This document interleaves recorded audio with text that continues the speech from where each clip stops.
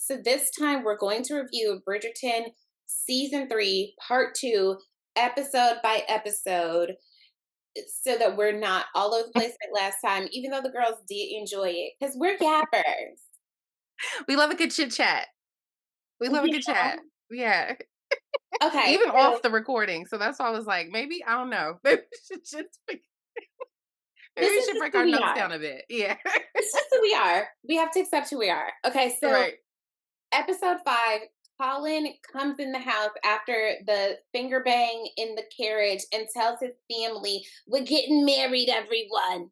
We're gonna get married." And everybody is acting like this ain't just like news. Like, who knew you even liked her like that? What we talking about? Oh my So God, so exciting. Okay, cool. Hyacinth was in tears. Girl, what you got going on? Right. Was this shit?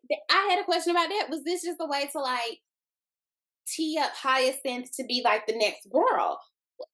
Or it could have been like she said, Penn had been in the family for years. So it could also be like, oh, I'm essentially getting my sister, right? Like I'm getting another sister. Yeah. Fine, fine, Perhaps. That's just me. whatever. Eloise got on my nerves so bad. Eloise The is a hater. whole thing. I felt Eloise was self-centered. She made the engagement about her, and it was she was mad. Colin you didn't tell me you was in love with my best friend. Baby, people are allowed to have their secrets and their boundaries. And why wasn't Penn allowed to have a secret? And they keep bringing up, well, the things that she said about our family. Girl, your family is not so special that can't nobody talk about them. Like, I'm Right. sorry, it's just not that big of a deal. And so You are not above critique. You are not above critique. Penn is like, girl, I'm gonna tell him, and Eloise is like, you have until midnight, bitch. What you ain't gonna do is put no time constraints on me about my business. That's what I was telling you I was talking about the preview. I was like, so why would the jealousy? I think it was just jealousy, and not necessarily just because it was her brother and her best friend. It's we were supposed to be spinsters together, Let right? me And say like now this: you don't have this great love. jealousy played a role for several people as Hmm. we started to untie and undo the Lady Whistledown identity. She made the jealousy jump out of Colin Everybody. and Eloise Hmm. and Cressida that it was Hmm. like, oh, and Lady And, Featherington. There was hmm. this element of, oh, look at what you did. Look at Hmm. what you can do that I couldn't do. Hmm. And I think that it's like, Eloise, you need to get a fucking life.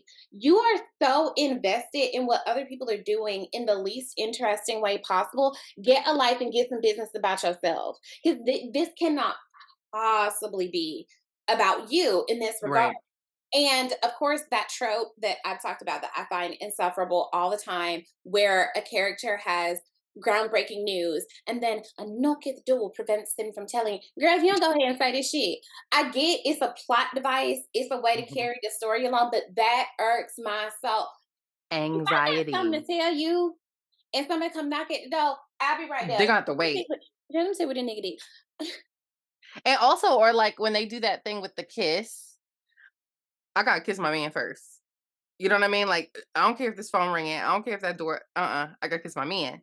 So no, I definitely felt like I also feel like in episode 5 we were back to not being free anymore, right? So like the whole thing about like freedom and all that in the part 1, part 2 was like, okay, we done with all that, girls. Y'all got to come back down to reality.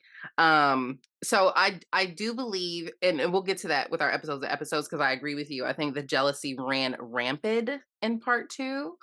And shout out to Penn because I ain't gonna hold you. Like I started to appreciate Penn's character more in part 2. I'm with you. I'm with Yeah. you. She found her voice in real life. Hmm.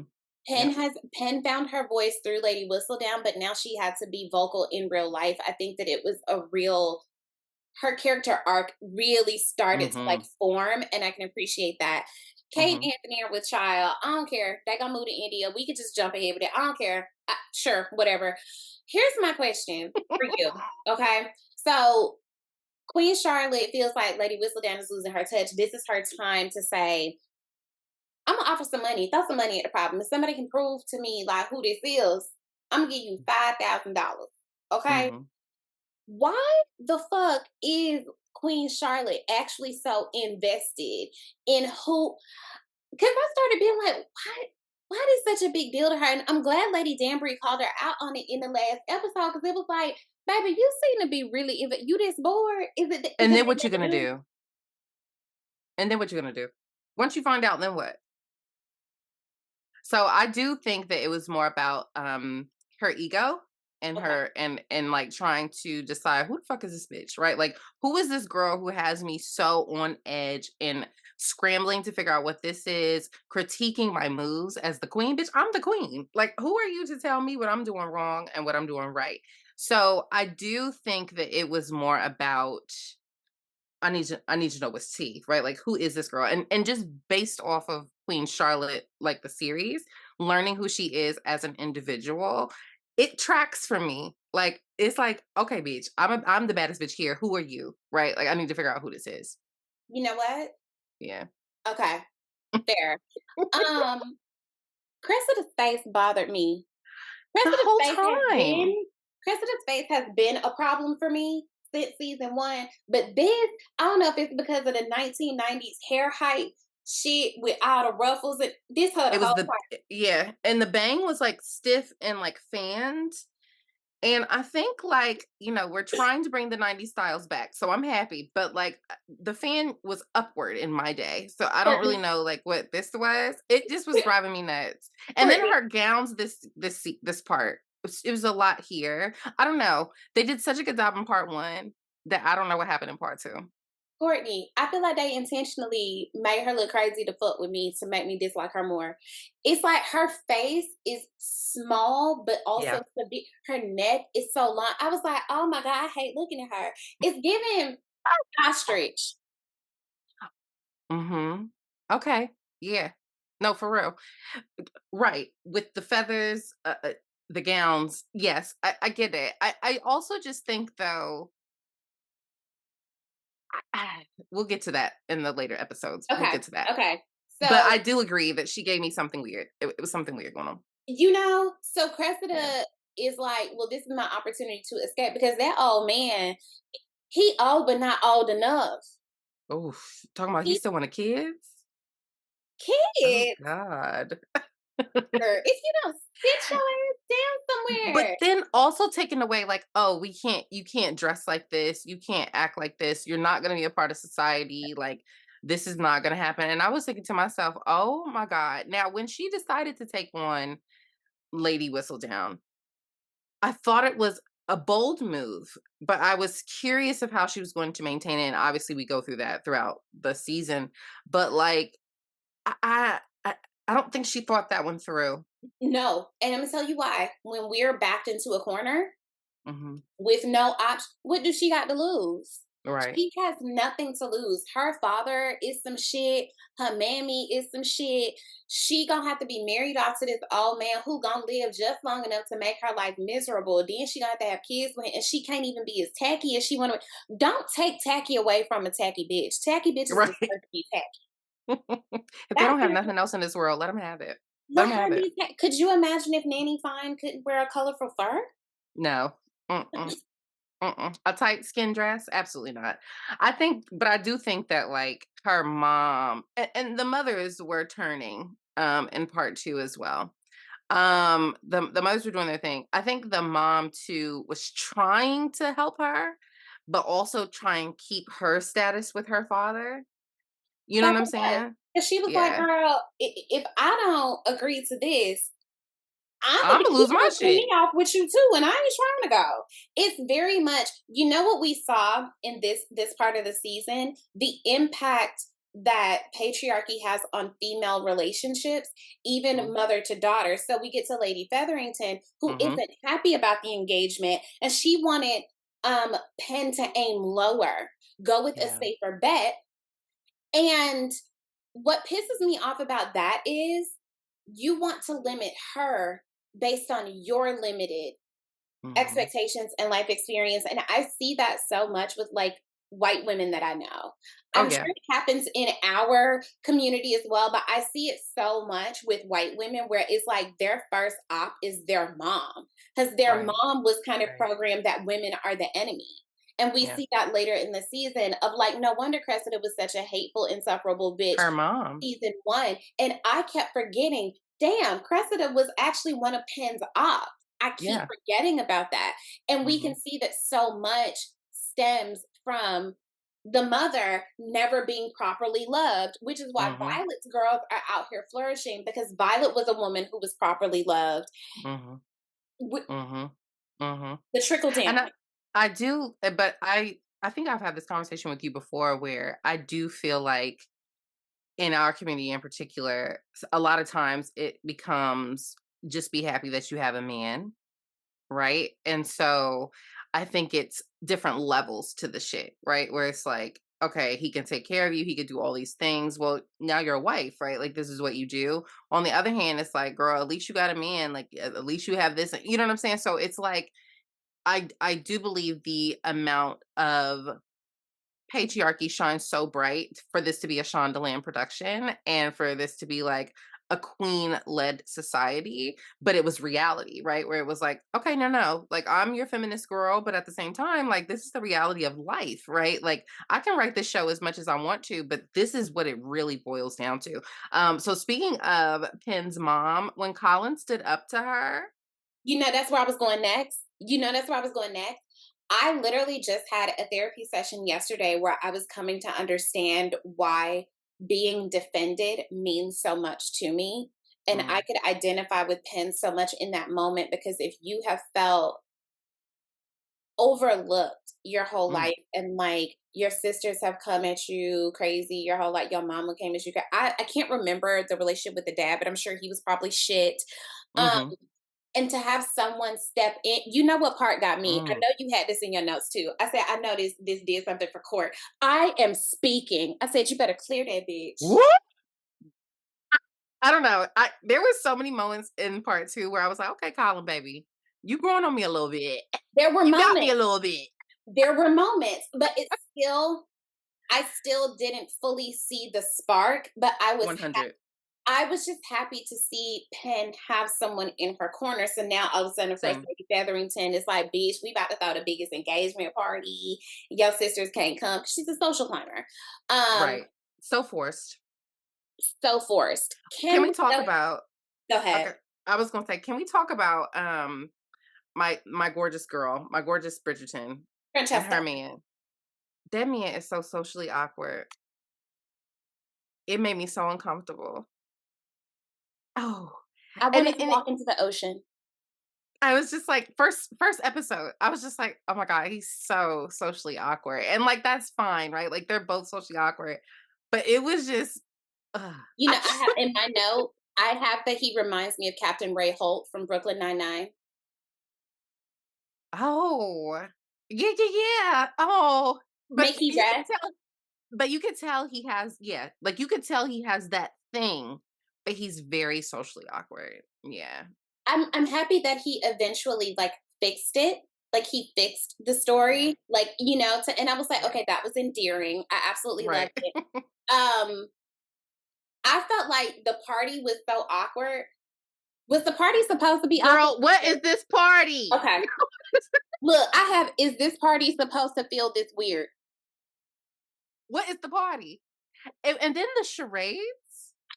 But then I had to remember, okay, we talked about this before in like one of our reviews. I have to remember that this is a time period piece, right? And so like sitting outside and having tea and just chit-chatting is like a thing, right?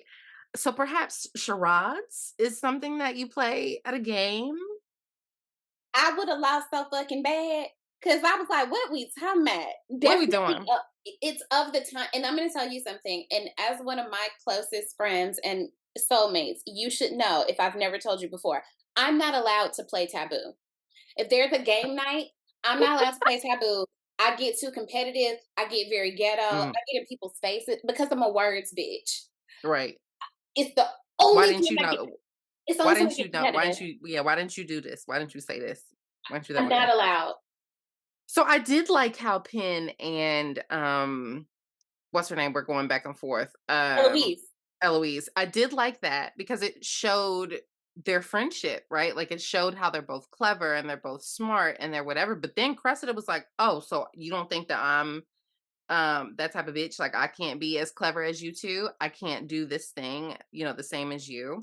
So I did like how that kind of undertoned Eloise and Penn's relationship versus Cressida and And we Eloise's started to see the relationship. breakdown. We started to Yep. see the breakdown because Eloise is like, "Girl, I got some shit going on. I can't even help you with whatever you're talking about right now." Right. Right. And for Cressida, who has never had actual female friendship, Hmm.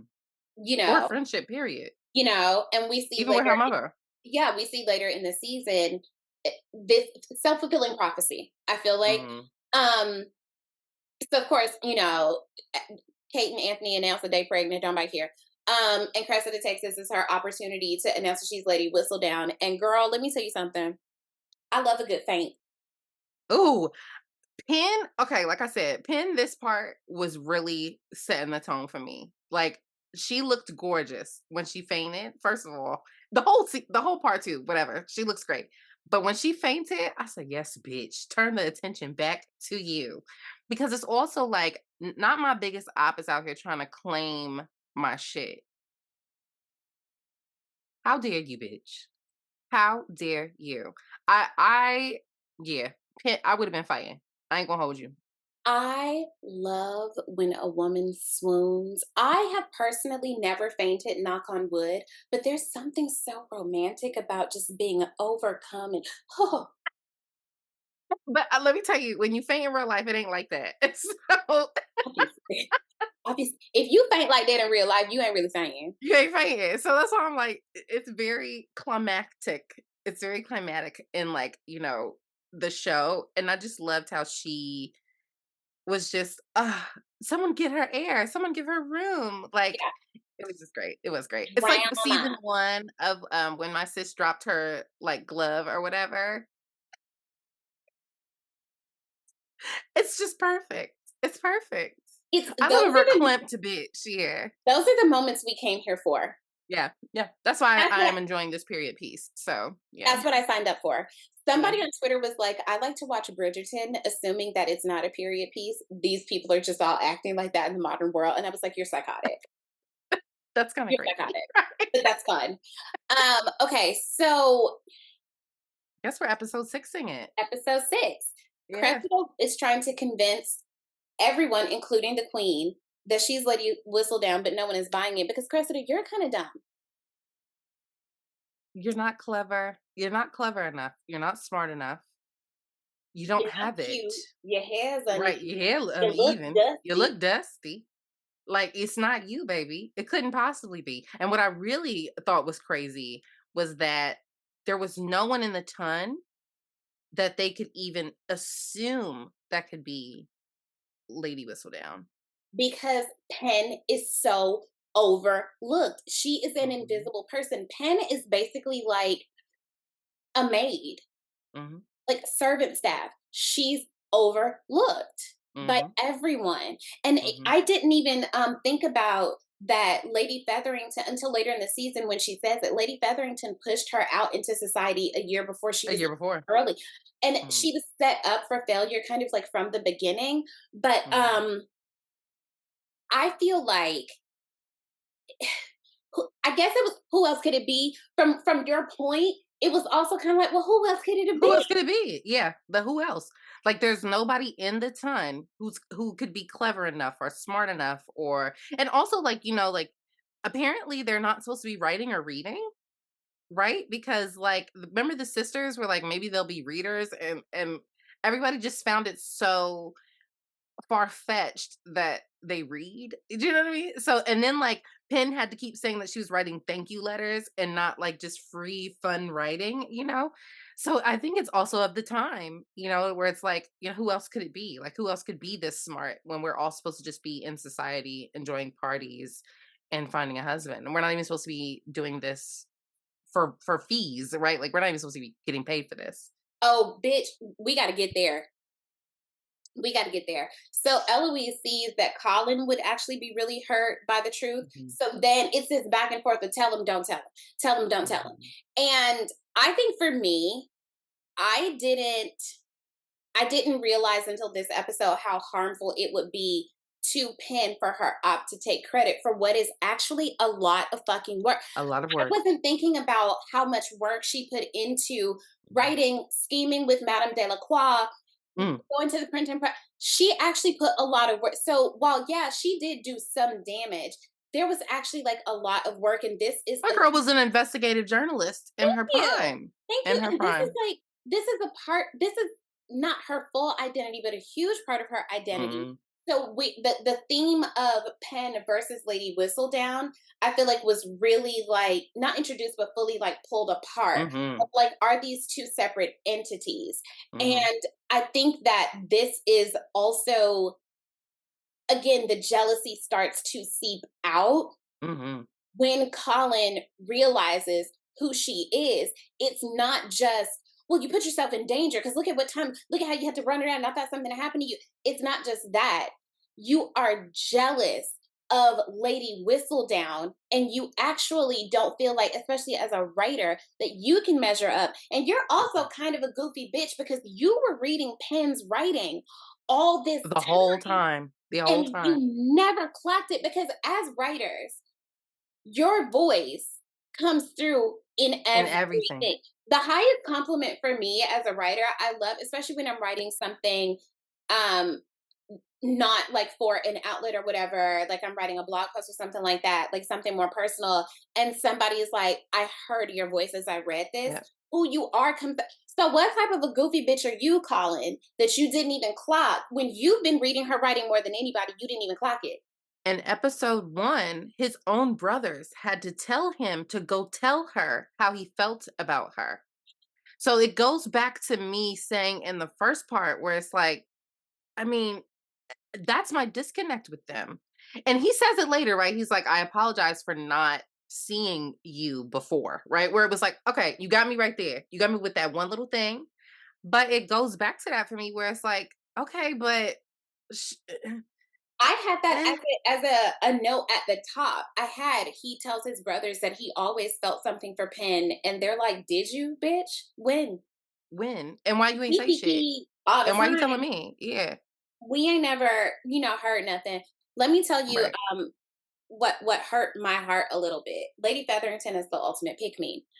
When she's telling Penn about how to be a wife, and you just live to serve your husband and maybe your dreams get fulfilled through him, and she says, and Penn says, what about my dreams? And she says, what dreams? Ladies do not have dreams, they have husbands. And it's such a I bleak literally have this statement. quoted here. I knew you would. Sometimes what you wish for may come true through him. So of course you didn't think that Penn should aim high. You Right. dashed her dreams before they got off the ground. Mhm. And it again makes me think about in real life how many of us across the board, all identities, don't go for what we want because our parents were raised with such Mhm. limiting beliefs of what they could do, especially as Black people. And they didn't have the resources, right? So it's like I can't my brother and I constantly have this conversation where we try to give our parents grace too, because it's like they didn't have the resources to give us these things.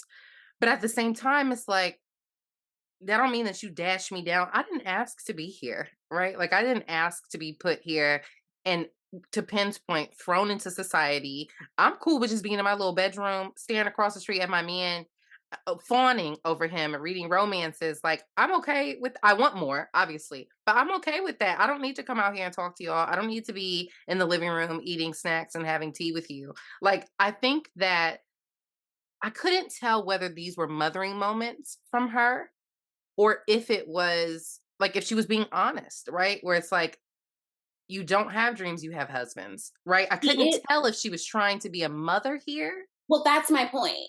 You can't, what did Toni Morrison say? You love Mm, how you are. Love is as love does. If you mhm, yourself have never felt that anything beyond what you have was possible. Think about how she Mhm. treated all girls season 1. It was, this is the reality. So there is a part of us that appreciates Lady Featherington's pragmatism, Mhm. because we do have to operate in the world as it is and not as we want it to be. Mhm. That's we You have Lady Featherington, and then you have Violet. you know what I mean?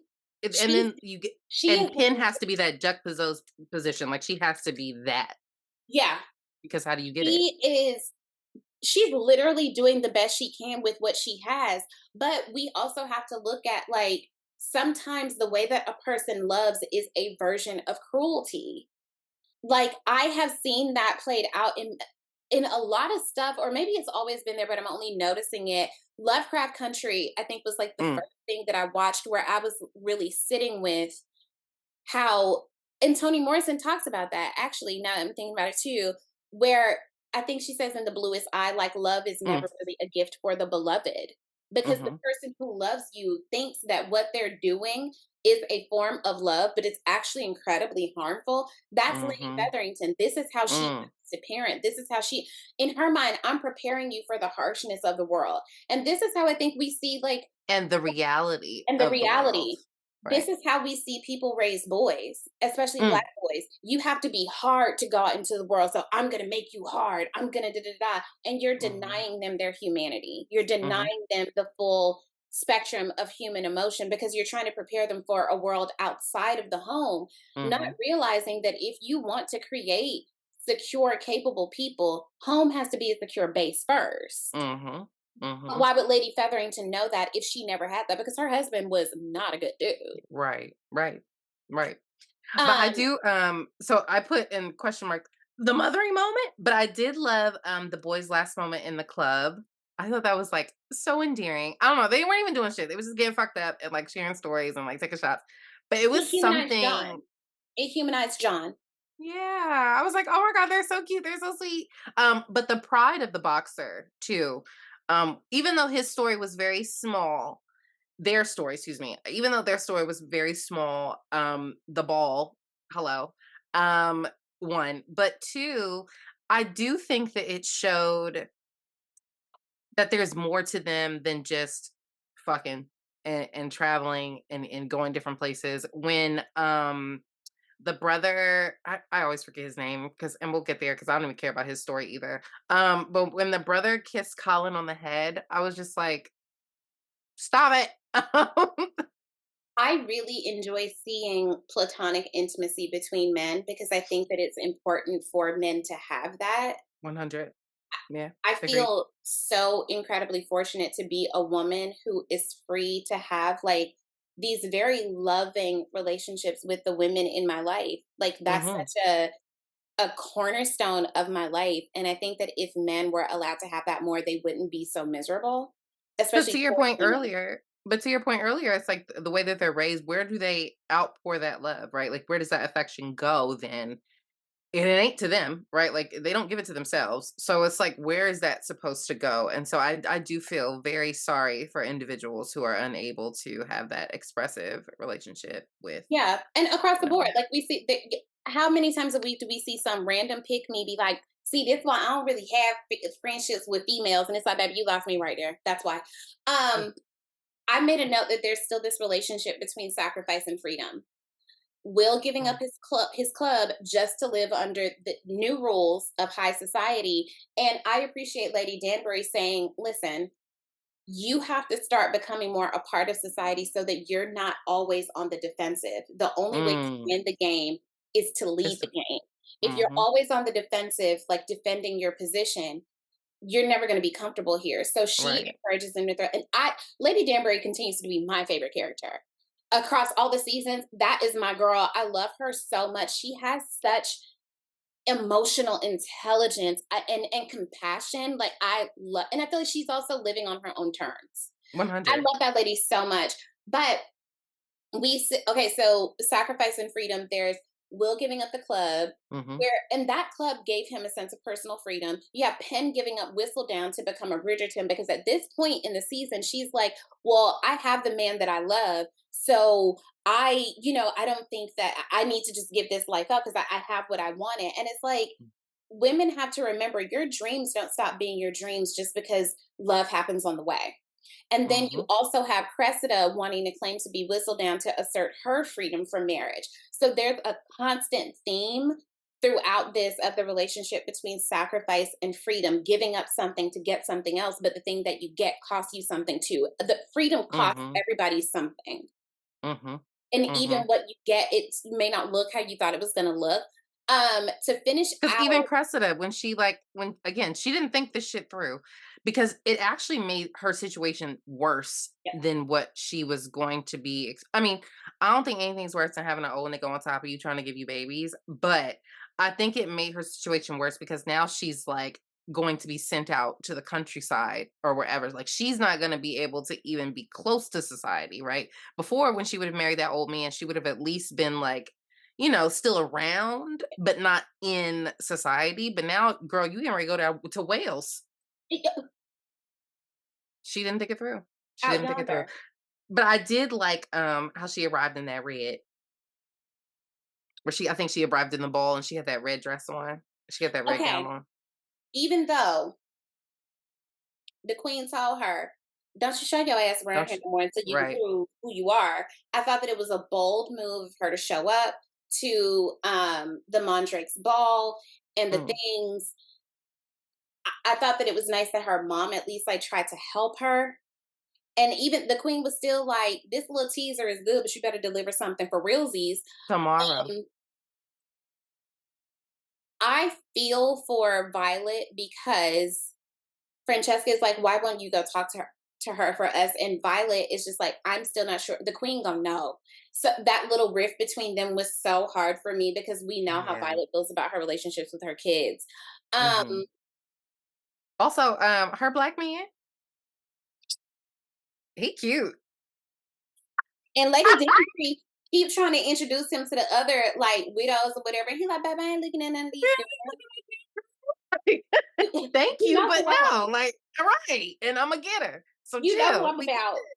good. Um, is this the episode where we learn? Okay, this is where they have their confrontation Mhm. um about why there's this beef because Violet is so upset and Lady Danbury is like, "I'll go after my friend, you sit your ass down." And he's like, "Girl, I don't know Mhm. what your problem is with me, but let's talk about it."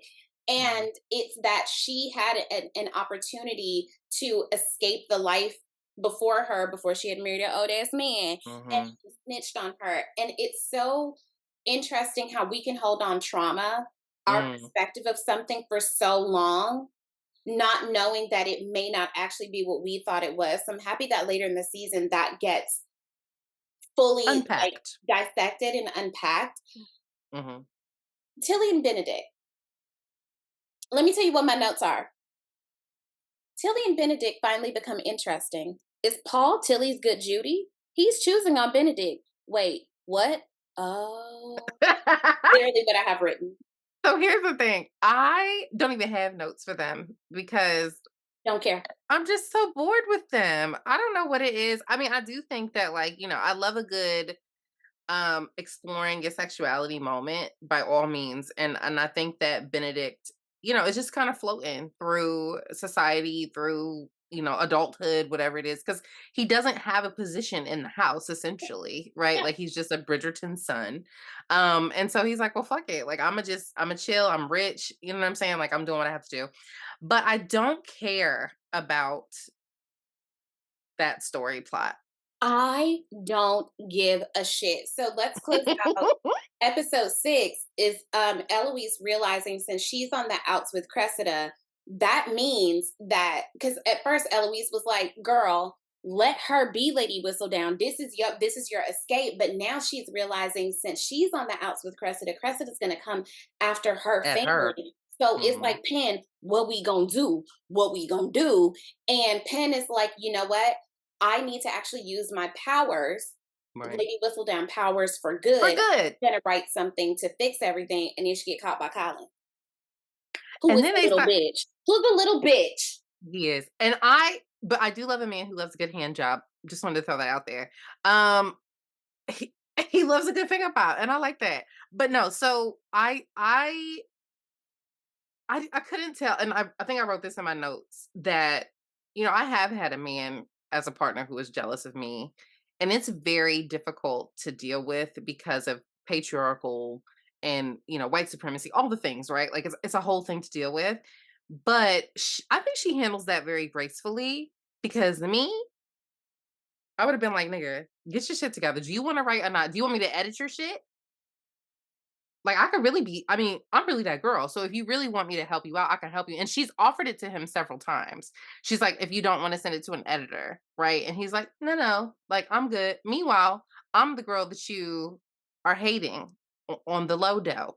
But I did like how she came to the defense of the Bridgertons after writing whatever she's written in the past, right? Where it's like, but I also think that she had to be unbiased when she was Lady Whistledown because Or it would have been obvious, which like it Lady became Danbury obvious. said. Yeah. It And became then it obvious. became and then the queen was like, okay, this is what it is. So I think like I did not like how Eloise, I don't know, Eloise was getting on my nerves, part two. I hated her wigs. I also just think that she was playing with Pen's emotions, where it Thank was you. like, "I don't wanna be your friend, but then, like, help me," and then Okay, so closing out episode 6, Eloise is playing with Pen's emotions. It's I'm in this with you. It's girl, you need to just let Cressida take the fall. And here's what you're still it's centering, just gossip. but here's what Eloise is still centering herself as Mhm. a Bridgerton, as opposed to, you know what I mean? Because it's, well, this puts me in the middle of you and Colin, and if you do this, then my family. And it's like, what about Pen? Well, Cressida was like, "Now I see why y'all fell out. All you do is talk." I said, "Well, bitch, hello? Call her out. Call her out on her shit. You ain't no real friend, girl. Like, at what point are we really talking about your friendship with this woman and not you centering yourself?" Because the same thing with Cressida. Cressida was like, tried to give her that, like, "Hey, I've got an idea. You can write this for me and I'll do this and we'll be like a tag team duo." And I don't know. I feel like if they hadn't fallen out, maybe it could be like, okay, because if it was my homegirl, I might do it. I don't know. But at the same time, like if I'm trying to save my friend, right? So, because like if I'm your friend and you're telling me that you want a tag team duo, you want me to be Lady Whistledown for you, that actually puts Penn in a safer position with my brother, right? So, like if I'm thinking about it in terms of my friendships with both of them, Mhm. I might run with it. But it's kind of like, so who are you really a girl's girl? Are you really a friend? That's the thing. You know what Eloise is? Eloise is poster child for white feminism. I have this righteous indignation about how you should behave and Mm, how I should be treated and mm, this and this and this. But when it comes time to put skin in the game, mm, if you mm, have that action or not, Eloise is mm, white feminism. Eloise is mm. white feminism. So that takes Perfectly us put. into, thank you, I try. So that takes us into episode 7, where Cressida releases like this scathing takedown of the Bridgertons, and Penn releases her own and shouts out to the Queen for not being fooled. Mhm. Mhm. And I like how Penn was like, let me use my powers for good, and called out the shitty people in the town, the lady who left her Mhm. maid for no reason, the man who's mean to his wife. That's Mhm. what you do. That's how you do Right. the gossip for good. So Mhm. I was really pleased with that. And Penn also reveals to Eloise that Colin knows. Mhm. And, Eloise is, oh, I don't want to be in the middle. What I have my notes here. Who said this line? There's no such thing as true love without first embracing your true Your self. true self. I don't even know who said it, but I put it in these notes. Madame Delacroix. Because Okay, that's who it was. Yes. I Madame, was like, somebody put that in here. yep, Madame Delacroix told because Penn was like, I got the man I want. I'm gonna stop writing. Right. And Madame Delacroix was like, one of the greatest joys of my life as a fellow creative Mhm. is seeing the look of joy on someone's face. And I wouldn't give that up for anything. Like, are you sure you want to Mm. like give this up? And I'm Mhm. glad that Penn like came to Madame Delacroix and was like, girl, your identity, your role in this is hidden, like you good, like reassuring her. Mhm. And I just really appreciate Madame Delacroix's honesty with her of like, you're not really going to be you're not going to be able to show up as a wife, as a mother, if you don't know you. If you give up Right. you can't show up in this relationship. And I think that because we're, as women, socialized and taught the best thing you can be is chosen, we forget Mm. that if you alter yourself, like think about the rom-coms, that the premise is pretend to be this so this man will choose you. You can't keep that up but for so long, and you have given up who you actually are to earn something that's not real. And Colin wanted her to. And I don't like that. I didn't like that at all. I think too, like, and I put that in my notes, that quote in my notes too, because I also feel that it holds true for everybody, and particularly men. Because I do feel like Colin, and he says this later, where he's like, "Yo, like I tried to come back to society as a person who I'm not, and I cannot show up as a man to someone without truly being someone to myself." And so I try to explain this to a few of the guys I've talked to in the past, where it's like, yeah, you want to be with somebody, like, yeah, you think you want to be in a relationship, but if you don't love yourself first, there's absolutely no way that you can show up to this relationship in any sort of like romantic, intimate capacity if you have not had that intimacy with yourself. And so I do think that Pen I think Penn has always had a sense of herself, but just had that bit of her mother coming in her ear telling her what she can't be. She has Eloise coming and saying, "Oh, we're just going to be spinsters. Like, don't worry about it." You know what I mean? Like, I feel like she's always had, even when she was trying to talk to them about the whole blackmail situation that we're going to talk about with Cresta, she kept trying to say something, right? And it's the three of them, it was her mother, Eloise, and Colin, like, just completely ignoring her. And she's like, "Guys, wait, like, no, I think," and then Colin went and we'll get there. But I just think that she's always had that sense of herself, but never had the voice to speak it, right? Like she never had And that again, chance to I give think to. this part two is Penn's journey of finding her voice in real life beyond Lady Right. Whistledown. In real life, can you show up as Colin?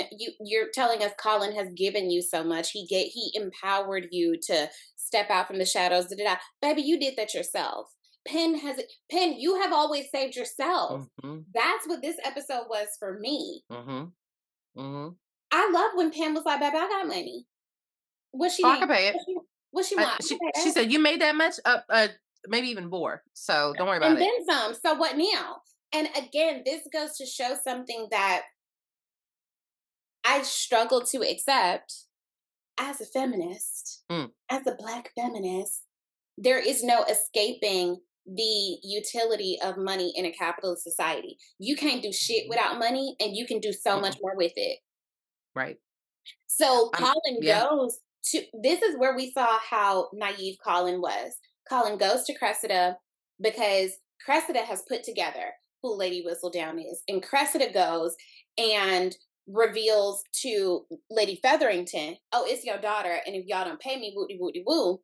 So despite Penn's objections, he goes and tries to fix shit. And his naivete jumped out when Cressida had to tell him, "Baby, everybody don't have a loving family like you." He gave her this whole speech completely unaware. I was listening to him and I was like, "Oh baby, this ain't the audience that you think it is. This ain't the one."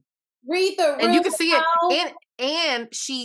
you could see it processing on her face where she's like, "Oh, I don't even have, like, you think you coming in here and trying to tell me something, bitch? Now you gotta pay me double. And I want front row seats at Fashion Week. Like, I want all this shit. Like, I want everything. Put it all on the table. Because And get you came me up in here thinking that you was gonna do what?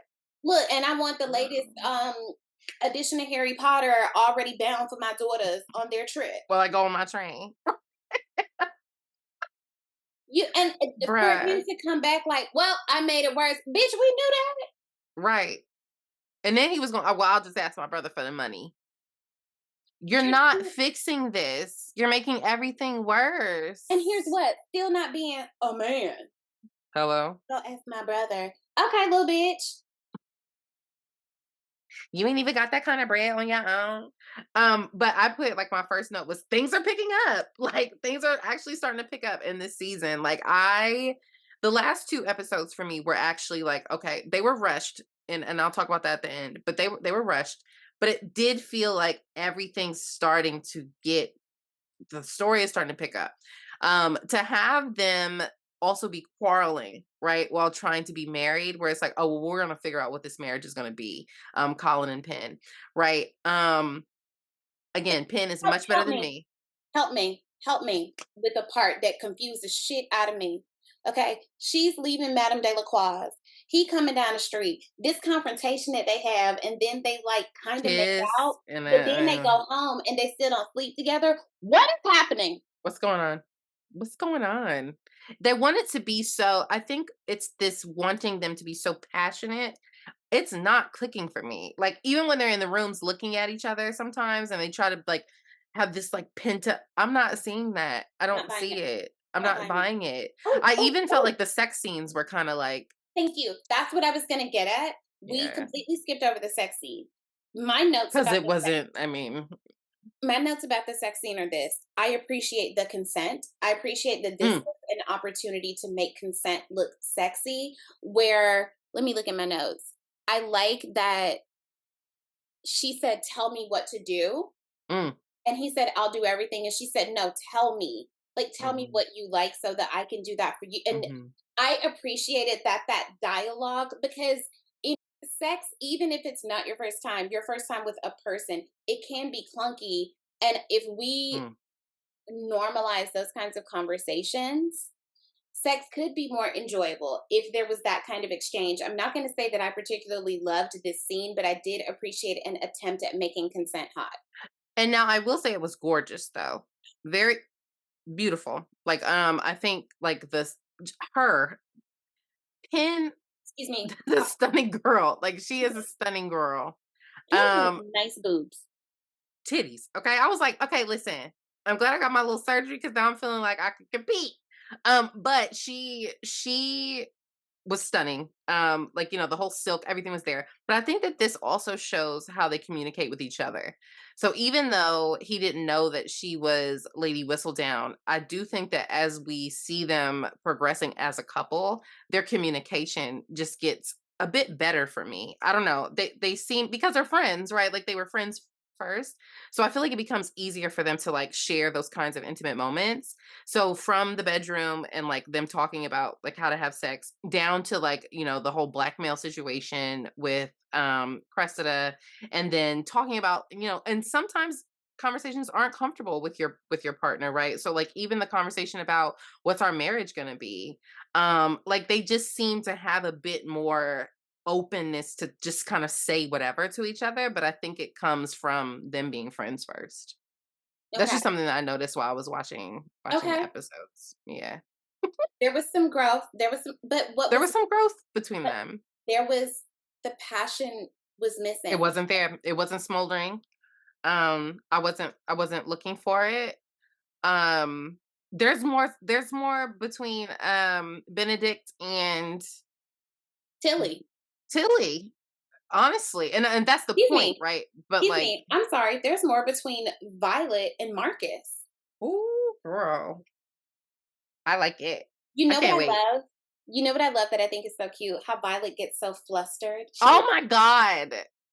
I'm I am obsessed with that lady. Like I love her so much and I love her and lady what you call it? Danbury. Yes, I love their relationship. I love their friendship and I think it's in the last episode we talk about them, but like I love everything about how they are just in general. But her and her brother, Violet and that lady brother, Let me I tell you can't something. wait. Let me tell you something. I can't wait until she gets her garden tended.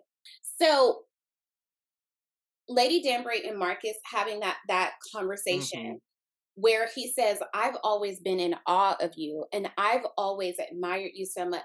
That stuck me in my heart Mhm. because being a woman who people perceive as confident and strong and Mm. powerful comes at the cost of people not recognizing their capacity to hurt you. Especially as black women. Especially as black women. That whole strong black woman shit, I'm not I don't wanna be Let me strong all the time.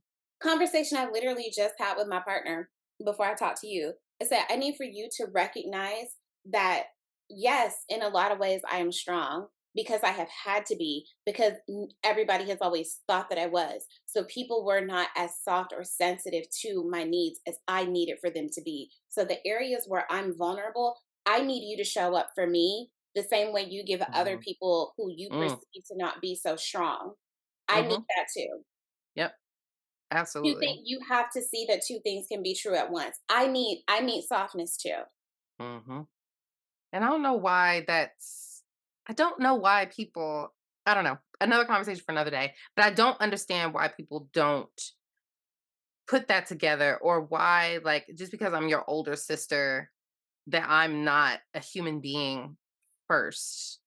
You can't understand that these things hurt me. Now to her brother's credit, he was 10 years old.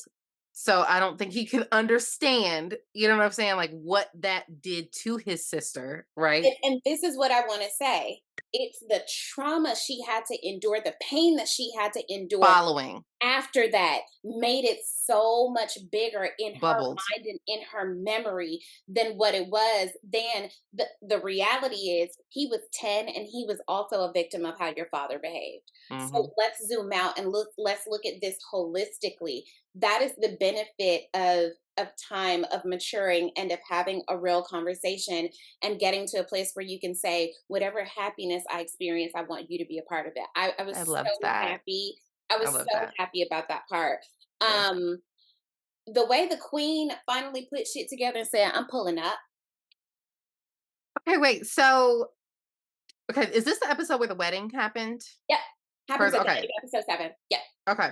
So, the wedding first, gorgeous, beautiful. Pin looks stunning. I also loved how when she walked into because again, she's always been invisible. She's never been seen really. So when she walked out into these people, right, into her wedding, and then Colin gave her like that nod of like, like we got this, even though we're beefing, right? Like, even though we don't know what's going on with us, I got you, come here, like, this is it. And I really enjoyed that part. The wedding was a bit rushed again. Everything was just so rushed. But I that awkwardness between them still like even on the wedding, I They're wasn't not locked feeling in. And y'all are trying to yeah. convince us that they're locked in, and they are not locked in. And I I don't want like it. them to be, but they're just not. Mhm. Um, I have here Colin is once again, like after the queen is like, reveal yourself and don't nobody say Mhm. nothing. Colin is once again encouraging Penn to give up Lady Whistledown. And I appreciate her saying, like, you're asking This me to is give up me. Mhm. This is me. jealousy. Mhm. Literally, and then I put the jealous sister. Who's the jealous sister? Who did I put was jealous The here? tall one, the tall one who Yes. she's been Okay. I was like, overlooked. She's uh-huh. not, yeah, Yeah. Everybody was jealous in episode 7. Everybody. I even yeah, think the queen was jealous a little bit. yep. Um, like I think everybody was just kind of like, okay, who the fuck is Pin? One. Now it's just not just Lady Whistledown. Who the fuck is this Pin? Right? Because now you have Lady Featherington doting on Pin, making the breakfast brunch was huge. It was like a big to do. Then you have Colin running after Pin, and now Eloise is like, what about me? Right? Like it's just everybody is flocking to my girl who used to be a fly on the wall and now is just like thrusted literally into the center of everything, and they're trying to figure out who's that girl, who is she, what's going on. So I definitely I don't know, I wanted them to have something at that wedding and they didn't have it, I'm with so I you. just wanted to say that. I'm with you. I want to say before I forget, because we don't care about their storyline really quickly. I do appreciate that when Benedict decides he wants to explore with this threesome. One of the things that I've always been afraid of with a threesome is being the one who feels the least desired. Like from a very ego perspective, I can't handle that. Hmm. I know me. I need to be the star of the show, or we ain't doing it. And you can Right. see Tilly was like, "Oh, I don't really like sharing him," and Yeah. I really, really, really love their communication. Where she's like, Mhm. "I didn't realize that I actually do want you to myself until I had to share you," and he's like, "Well, you've opened my eyes up to something that I'm not ready to give up." Beautiful, mature Yes, conversation. I like Loved, that. Mhm. loved. I know what scene is gonna be your favorite from this episode. The chess Wait, are we game. yes, okay, are we on 7 or 8? I'm sorry, This is we're moving 7. to 8. Okay. Okay, we're moving to 8, but wait, one quick. I know we don't care about their storyline either, but them going to India, that is a man. That is a man, if I ever saw one, if I ever heard one, if I ever watched one. I was like, "Yo, that's how you do it. Let me Fine tell you ass." something. This is why I hired you as the love of my life, because I meant to write that and forgot it. I'm obsessed with that because you could see these hints, these lingering looks, that Kate is holding back something, Mhm. and that he was just like, that he's whatever you need. Mhm. That's a part of our kids' identity too. I want to share that Mhm. with you. To everything else be damned. Let's go. Mhm. Love. That is romance. Mhm. Mhm. That is romance. And so, like, again, it's very once in a lifetime niggas showing up like that, but just to know that he could feel something was not really sitting with her and was like, you know what, let me make her comfortable. Let me make sure that I'm giving her what she needs because this is also, like her heritage. This is who she is. We're always going to be Bridgerton's bitch because we're the stars of the show. But at the same time, we need to address who, you are too. So I did love that. Sorry. So episode 8. No, thank you, because I wanted to touch on that and completely forgot about it. Mhm. Um, the chess game, we're still obsessed with the Queen and Lady Danbury's relationship. I love, Love them. again, Lady Danbury's awareness is so spot on, and I appreciate that the Queen respects her enough Mhm. to Mhm. say maybe she's not trying to beat you at your game, but trying to stay in the game as a vulnerable player. You were once a vulnerable player. I knew you, Girl, girl. I knew you. I was your first girl, friend. I was your first home girl. I know your type. I love their relationship so much. And the fact that the queen is like, no, this is my homegirl, right? Like this isn't just somebody who's a part of my society, who's a part of my ton. Like to the point where Violet's like, yo, you think you can get me a meeting with the queen type beat. time out right there. I also appreciate Violet assuring Lady Danbury, you know that I'm your friend besides what you could do for me. First, first, A part of first. me, you need to hear that. When you have a friend that's a mover and a shaker, you need to reassure people, I'm not just here for what you can do, I'm here for you. And Mm-hmm. oh, I love that. I love that. Mm-hmm. And while we're here, I'm so in love with Violet and Lady Danbury's conversation about her brother and her dad. Be my Ah, friend and I love you. and And I then know they pan that's to a the good man. crown. Bitch. Please. Yeah. Believe. She's like, you do know, right? She's like, listen, I know I love my father and I know I love you. And that's all I need to know. Heard you. And that's it. That's all I said. Address the elephant in the room, girls, and still be friends. I love them so much. I love them so fucking much. And honestly, Shonda just really gets, we've talked about this before in our other conversations. She just really gets female friendships so right. And I think and I'm hoping that she's just experiencing this in her life. And that's why she's so able to write it. But it's like beautiful, beautiful work. Let me tell Beautiful you work. something. I think that that writing can only come from a black woman because I think that I only see that in it. Sisterhood. That's it. I only see that kind of sisterhood with black women. That kind of writing has to come from a black woman.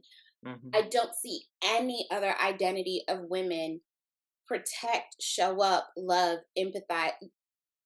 Hmm. Never see it. Not doing it. They're not doing Never it. see it. Yeah. Um, I have where when Penn and Colin are having this confrontation because they're like, you know what, we just need to acquiesce to Cressida's demands and Mm. give her what she wants. And Penn is like, I am looking at because they're at Francesca and John's wedding, and the speech that John makes about Violet speaks so much to what we were talking about last time, and that he listened to the brothers when they said show our mom some sort of grand gesture, and he still did it in his way that it wasn't Mhm. ridiculous. Penn is seeing like this is family. I Right. don't want to further scandalize them. I'm going to fix it. But I Mhm. love when she says to Colin, um, don't save me where I have it written somewhere. It's something like, oh, don't save me, stand by me, love me, Yes. Hmm. be with me Yep. in this, because we don't always want, and maybe this is a difficult thing for men to gauge, is when we want them to step in and when we don't, and that's fair. But in this moment, I'm telling you that I'm capable. Hmm. Let me handle this. And I love that, once again, Pen's pen is what saves the day. The gift of writing is what saves the Hmm. day and what saves her family. Yeah. Because Oh she yeah. comes Yeah. out as Lady Whistledown, now the solicitor has to back off, Right. right? Because I got coin. I got money. You know what my favorite phrase is now? We got bail money. We I'm got bail telling money. you, I we got got bail it. money. Yeah. I could pay it. My girl said I could pay that 10 G's. Don't worry about it. Hello? I need to say something. Say it. Do we feel a little bit bad for Cressida? No. Okay. Mm-mm. So I even my first note for this episode was Cressida. I don't know how I feel about this bold move because I don't. She doesn't have it. She just doesn't have it, and so like I didn't feel bad for her. One, because you literally spent your entire time in society coming down on this girl, right? You tried to. You know what you should have did? You should have got on her fucking side, bitch, and been like, "Hey, I understand that you don't want to be outed in society as this person. If you want me to be the face of this, I can be the face of this. You write it, right? Like let's figure out how we can, be a co-team or something, right? Or I don't know. I just feel like Cressida, and to her credit, it's her mom, right? Her mom even said, "I told you, you can only count on yourself," right? Like, so her mom has always put it in her head that she can't rely on anybody. She can't have friendships. She can't do anything. And so Cressida doesn't have that mentality where she can just be like, "Okay, well, let me just kind of see how we can finagle this." She's just not smart enough in that realm. And you know what it is? Her mom has never treated her as a capable Hmm. person. So Yeah. she isn't. If you want to create capable adults, you have to let them fuck up, because if you Yeah. do everything for your kid, you're showing your kid that you don't believe they're capable. But you It's know a why? reason. It's because her husband and the father. She's also terrified of what she could lose from this husband. But I did want to put this in my notes. I don't care about that brother and what he's doing in his butt. But I wonder if Lady Tilly truly likes it because of the way that she looked at them. Because I don't really care. Like, I think it's great that you have this threesome and like you discovered yourself and like whatever you want to do. I think that's great. But like I wanted it to be more, right? And I'm glad that you pointed that out earlier, that they had that mature conversation, because it was like, y'all are not giving me what I need with this. Like, I understand that we're trying to like, oh, he likes, like he's spicy now. He likes this, and we love that. But what's it gonna do? You know what I'm saying? Like, what is the end game of this relationship? What I think the purpose of this was, because I remember season one, Benedict and Eloise being very clicked up. This kind Mm, of brought Benedict and mm. Eloise kind of like back Yeah, together yeah, on yeah, the yeah. swings. It was a full circle, and I appreciate Right. that. I love I love that Francesca and John said, "We getting the fuck on." But I was also in my notes like, "What y'all gonna do? It ain't no What's going nothing. on? It ain't But no why does she but why does Franny keep looking kinda like baby. it's What is giving she me scared of? something. What is she scared of? Because at the very end, when they introduced the cousin, why you scared of this cousin? What's going What's on? going on? I'm like, is she having second thoughts about John? That is what is going to make me tune in next season, because why are Yeah, you so freaked out about this? What you know that we don't know? right. But I want to say that I'm really happy that Violet came around to seeing that, okay, Mm, sometimes love just looks different. And I'm right. happy that you found what, and she did say early in this part of the season, to your point, that she was hoping for someone who would pull her out of her shell more. And I'm happy Mhm, that she came around to seeing that not every love story looks how hers looked, and that mm. this is legitimate and valid as well. So I really appreciated that. Um, the stepsisters deciding that they wanted to like throw this ball. My favorite line: should we discuss a budget? Of course, it should be very large. Yes, loved it. I think that this was, for me, a redemption of a lot of the characters, right? Like, because the sisters I still don't really fuck with like that, but I liked how, they were like, "Let's have a ball," and then they gave then Penn gave the money to the house lady. I call her a lady because I feel like she's more of their friend than like, Well, you know what? I forgot how much I hated her in season 1 because of oh, how she was she treated terrible. the Of the cousin. pregnant. Mm-hmm. Yeah, Yep. but go ahead. Yep. Uh-huh. Yep. So I have a note in my last episode. Can we talk about Penn's teal dress with mm, the red hair, mm. with the scarlet lip? I also liked Lady Danbury's black number. Oh, I I don't know don't if you paid remember. attention to it, but it looked Okay. really good. Yeah, it's a good I one. I will go back and And look. she had the Indikar symbol, like the African symbol on her choker on her necklace. Did you peep how when her and the brother were arguing, the African accent came out more? Oh yeah, and then she was like, "How dare you use my name? How dare you use my first name?" I said, "Here we go. Let's get into it. Let's unpack. Like Because let's you know get." what? That's what's real. That reason, Mhm. because I was like, Lady Danbury is moving and shaking in this society as one of the key players. But let's not forget, she's a black woman who was like at the cusp, at the beginning of non-black people being welcomed into this part of Mhm. society. And it's, oh, this is such this good thing. But when we family, when it's just us. And I think that that was her thing with Marcus of like, don't try to act like we family now. Don't use my given name now, Mhm. because Mhm. you know what I mean. Mhm. That conversation, they came to work that day, They bitch. did that. They They did that. came to work that day. They did that. I loved it. And that brother Um, fine. I just want to say that one more time. I just want to say it one more time. That man is fine. Shout out to Violet. If nobody else could pull that type of man, it had to be Violet. Thank you. Thanks, Shonda girl. I'm obsessed with how she keeps getting like the flutter. Flustered, bro. She's always Yo, he was like, "May I have a dance at the ball?" Oh, yes. yes, Violet, you little And minx. then she goes right, and then she goes, "Oh dear, like please." She's so cute. Shit, She's Violet. so cute. I Violet love is her so much. she's so cute. I Um, love her.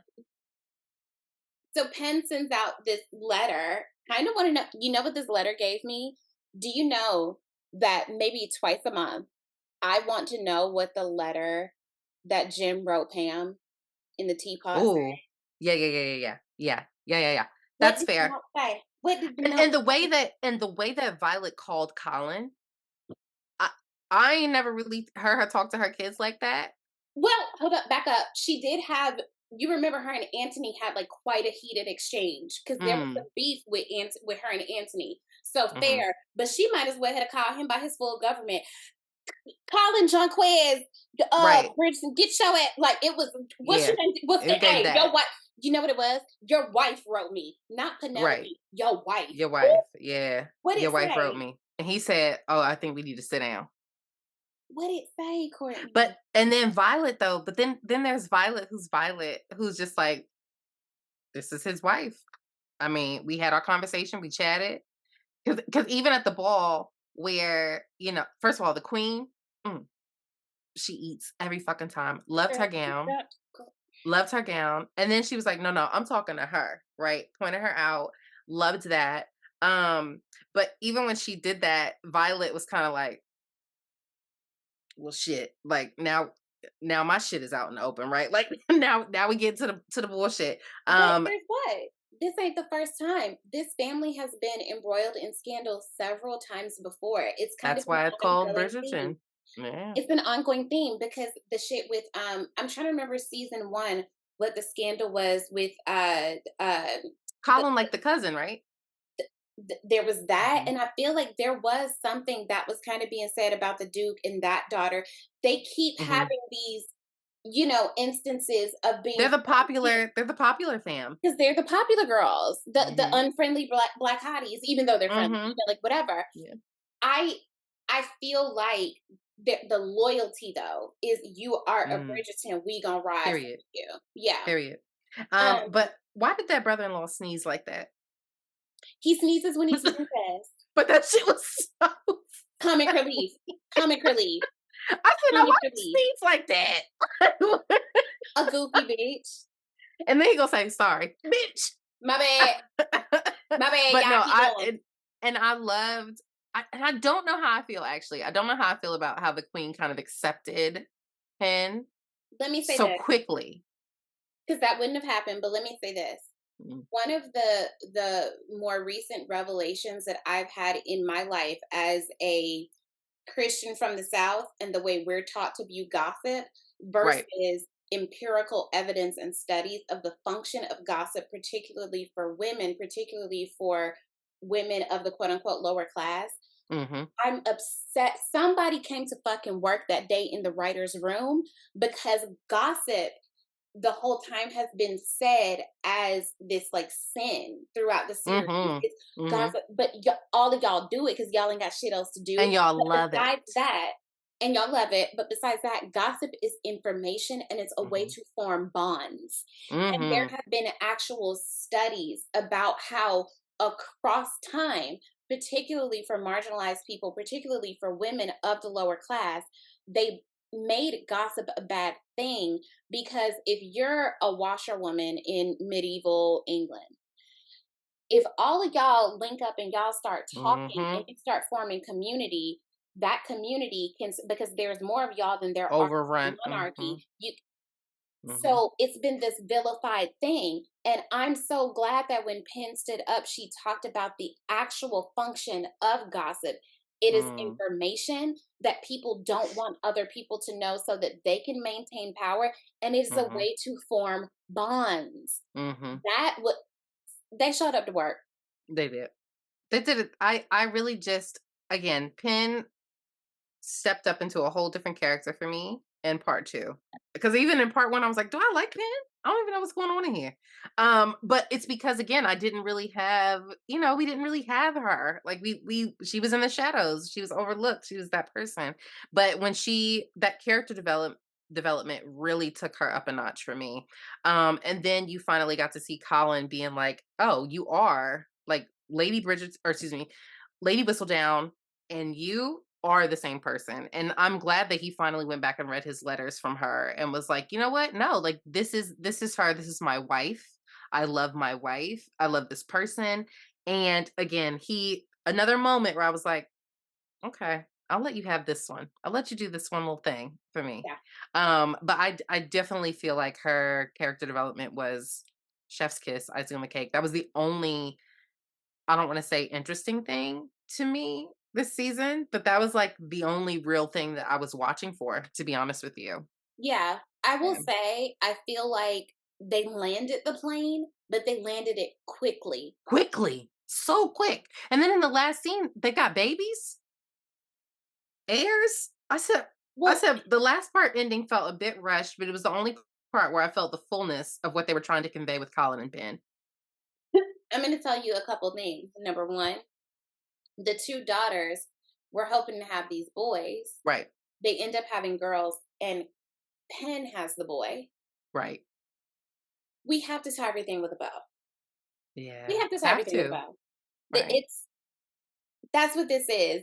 right. It's It's kind her of fairy tale camp. story, it's her thing. It's Yeah, modern fairy tale. It's kind of camp. right. It's kind of, and I think that those girls having girls in a family where girls just weren't really important is like the feminist fairy tale that we kind of need. That, oh, maybe Mm, she'll be a writer, and maybe, oh, right, so she did now say that. we're embracing women having voices, and it's Mhm. becoming like this thing that's like okay.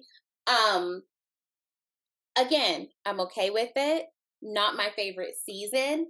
And I'm going to tell you, I'm really happy with where the Queen Charlotte spinoff came in relation to everything else because I appreciate that we can go back to pull from that to better Literally. understand the Queen's motivations to your earlier point. Mhm. Um, because you have this level of admiration Mhm. her, knowing like what it was for her to be here. But I Mhm. gotta say, I'm so sorry that I never would call myself an empath because those people are almost always some shit. But I did have a tinge of something watching Cressida pull off in that carrot. Yeah, that's Cause fair. don't make me empathize with her because of the family she came to, and then she still gets sent off to this shitty aunt in the country. Yeah. I did love how, Pam was like, "Good luck, bitch." Pen signed off. Oh, that's my question. Here's my question for you. My Mm. Do you remember when Jerry Springer would be like, "Here's my final thought." Yeah. Okay. Here's my question for you. What do we think about Penn retiring the pen name of Lady I Whistledown? didn't I didn't want her to. I wanted her to keep it. Yeah. I wanted her to keep it. Um, one, because I love Lady Whistledown's voice. I love it. I Who think it's doesn't love perfect. Julie Andrews? I love it, like, but I love that that's her, like, voice, right? So, and not, I want Penn to have her voice too. Do not get me wrong. I think that, again, her character development was the whole plot, but I like that she's this older, distinguished, gossiping, like, who is she, right? Like, who is that? And I love that part. I wish she would have kept the pen name. Um, I'm curious to know now how she's gonna write the column as Penn instead of Lady Whistledown. Is she gonna be invited to things? Is she gonna be looked at differently in the room? Because a huge part of being able to be an observer is not being observed. She would sneak away, and I didn't even put it together when they were like, "Oh, she'd sneak away for an hour," because my girl was taking notes, r- running around the room, checking the scene, right? So I don't know. I'm curious to see, now that they've taken away the pen name, how Lady Whistledown will be, eh, right? Like, how is that the whole part, the whole undertone and the narrative of the story of Bridgerton is Lady Whistledown. So how are we going to translate that now going forward in all of the seasons or in all the story plots or whatever? Like, I'm just curious of how that's gonna move. Yeah, Yeah. and we're not gonna read to find out. No, We no. gonna wait for the next season like Yeah, wait, real Americans. for sure. Yeah. I'll even, like, me, I like to spoil shit for myself. So I might even get on a Google or two. I don't know. We'll see. Because I don't know when the next season's gonna come out or something. Um, I honestly feel like Queen Charlotte is the best written one out of all of the seasons for me.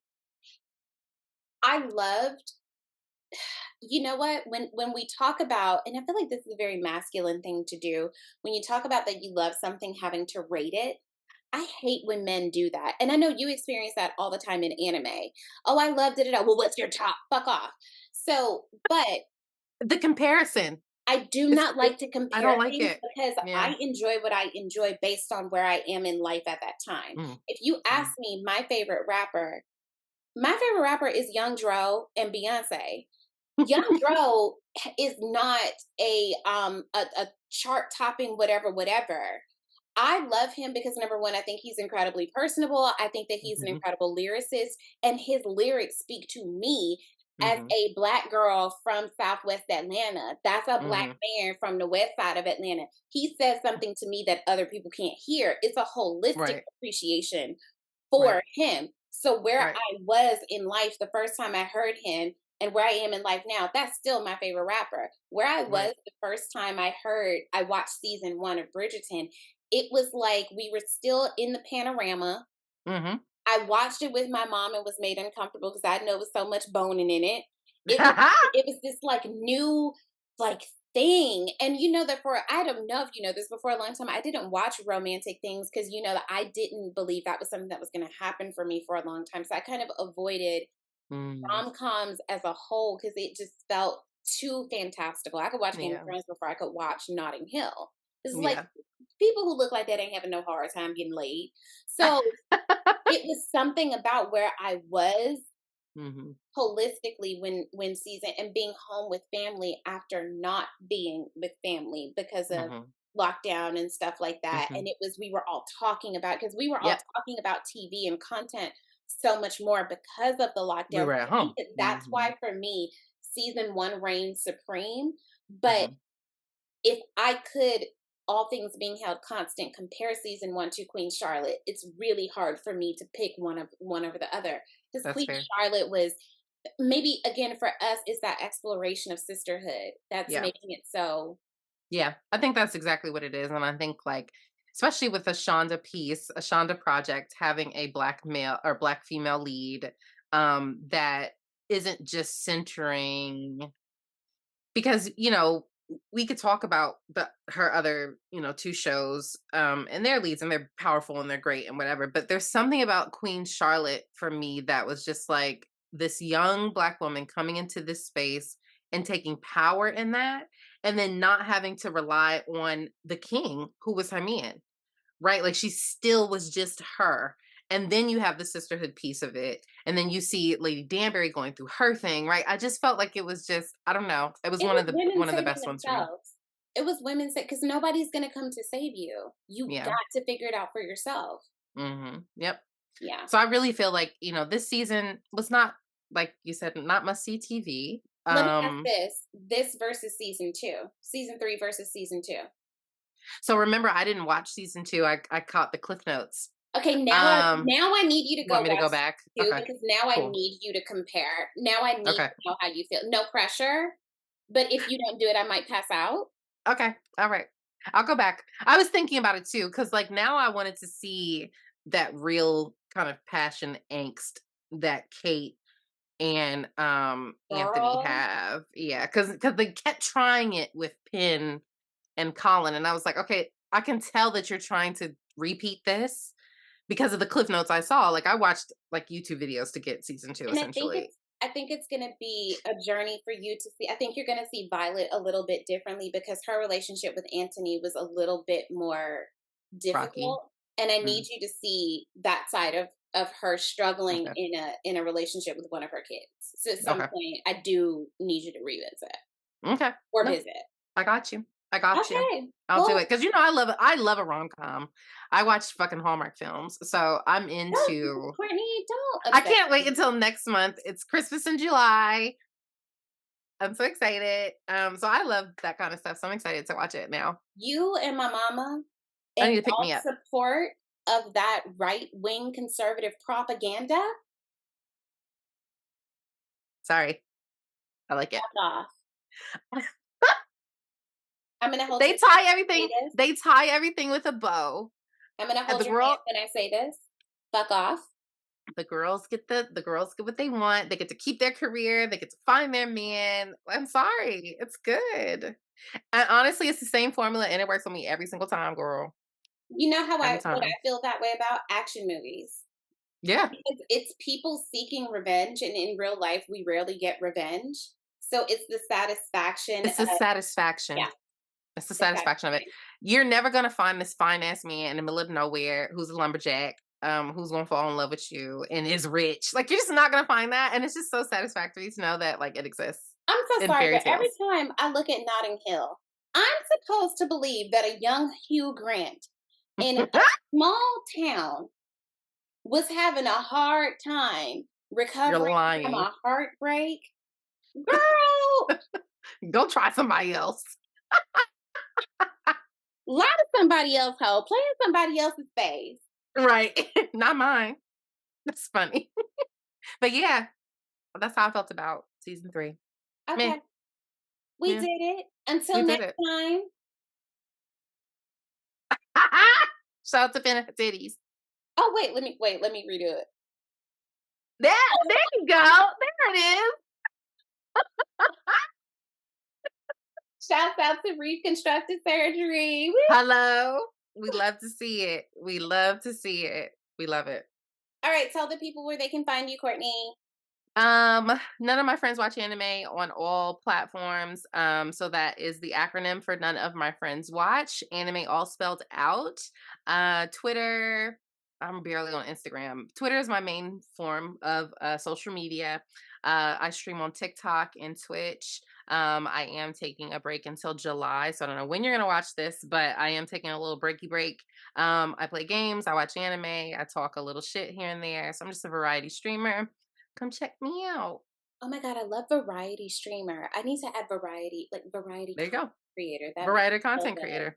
good. Okay. It just it really encompasses because I'm not a gamer. Like I play games for funsies, but like I'm not like good at it. And sometimes I talk about skincare, sometimes we talk about true crime, you know what I mean? So it's just different varieties of stuff. You're multifaceted. So you have to put that in there. I'm sorry that I'm a super talented hot bitch with perfect boobs There you go. And that's it.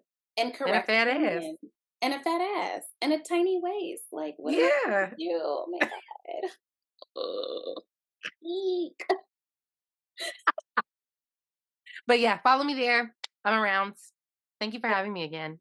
Always, friend. I'm gonna